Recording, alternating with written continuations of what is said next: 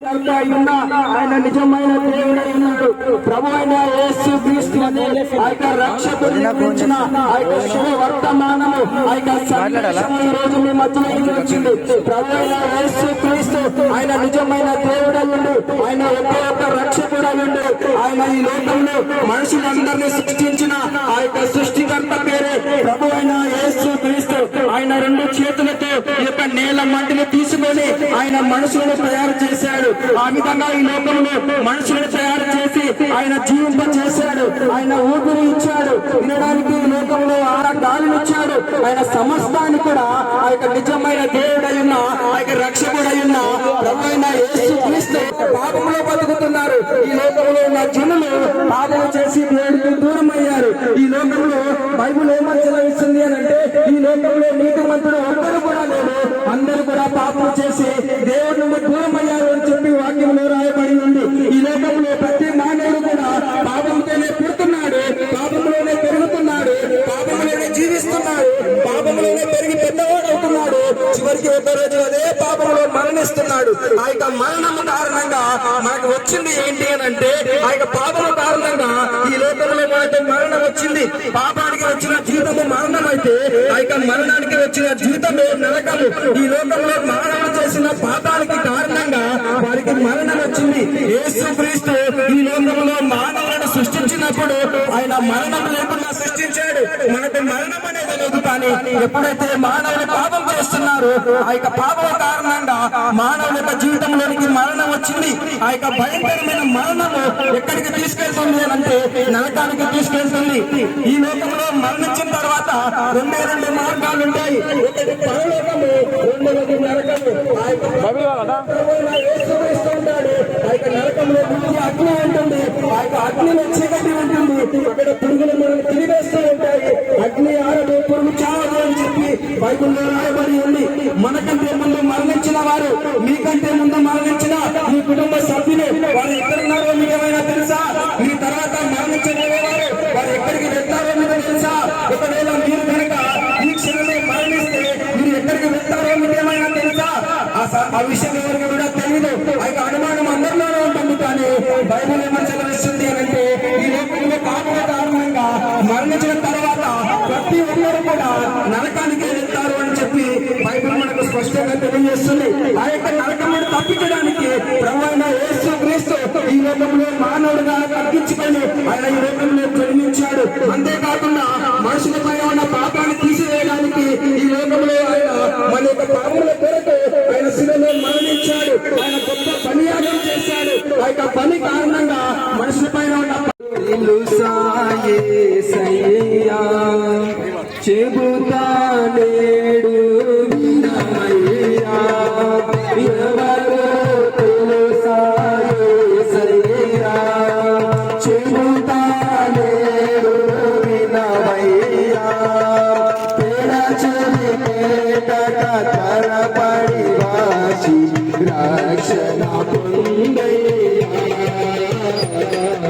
రక్షణ పొందయ్యా.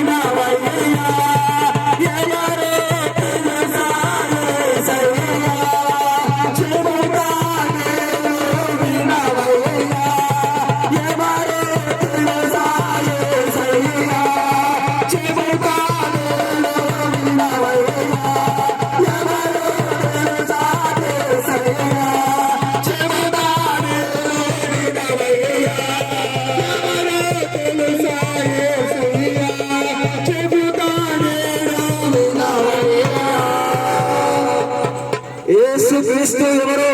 మీ యేసుక్రీస్తు వలె ఈ లోకంలో ఉన్న మానవులను ప్రేమించే దేవుడు ఒక్కడు కూడా లేడు.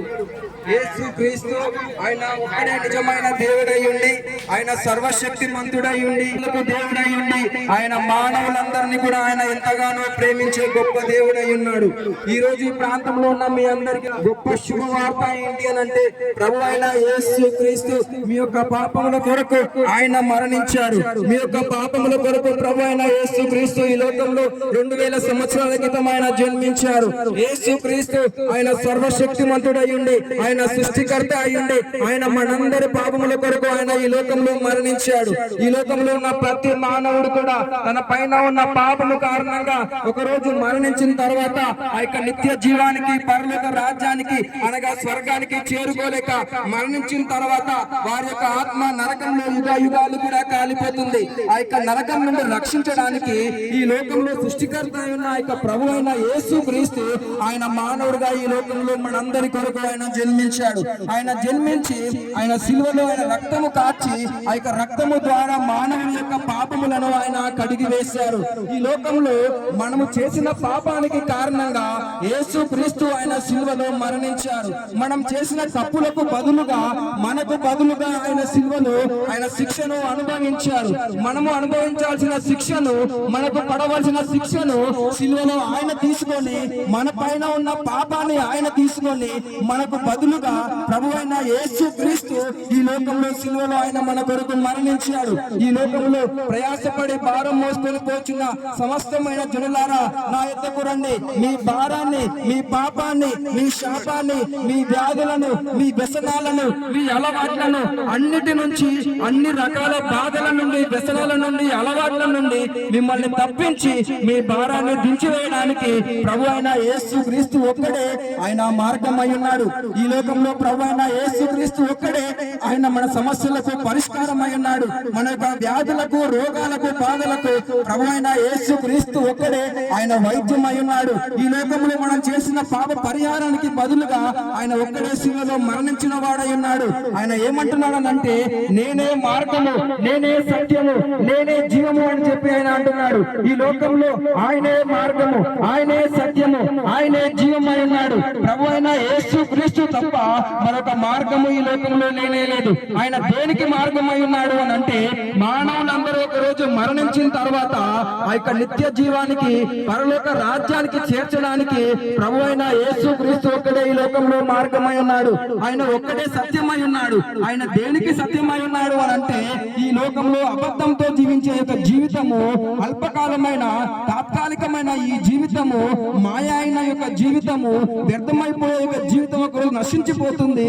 ఆ యొక్క సాతాను చీకటిలో ఉన్న యొక్క రాజ్యం నుండి ప్రభు అయిన యేసు క్రీస్తు ఒక్కడే సత్యమై ఉన్నాడు. ఆ యొక్క సత్యమైన యేసు క్రీస్తును నమ్మితే ఆ యొక్క సత్యము మిమ్మల్ని స్వతంత్రంగా చేస్తుంది. ఆయన సత్యము దేని నుంచి మిమ్మల్ని విడిపిస్తుంది అని అంటే ఈ లోకంలో ఉన్న సమస్తమైన చీకటి, అంధకార క్రియల నుండి ఆ యొక్క సత్యము మిమ్మల్ని విడిపిస్తుంది. ఆయన ఒక్కడే ఈ లోకంలో మార్గమై ఉన్నాడు. ఆయన ఒక్కడే ఈ లోకంలో సత్యమై ఉన్నాడు. ఆయన ఒక్కడే ఈ లోకంలో జీవమై ఉన్నాడు. ఆయన దేనికి జీవమై ఉన్నాడు అని అంటే ఆయన ఒక రోజు మనందరం మరణించిన తర్వాత ఆ యొక్క మరణపు ముళ్ళను విడిచి ఆ యొక్క జీవాన్ని మనకిచ్చి మరణం తర్వాత కూడా మనల్ని యుగ యుగాలు ఆ యొక్క స్వర్గంలో జీవింప చేయడానికి ప్రభు అయిన యేసు క్రీస్తు ఒక్కడే ఆయన జీవమై ఉన్నాడు.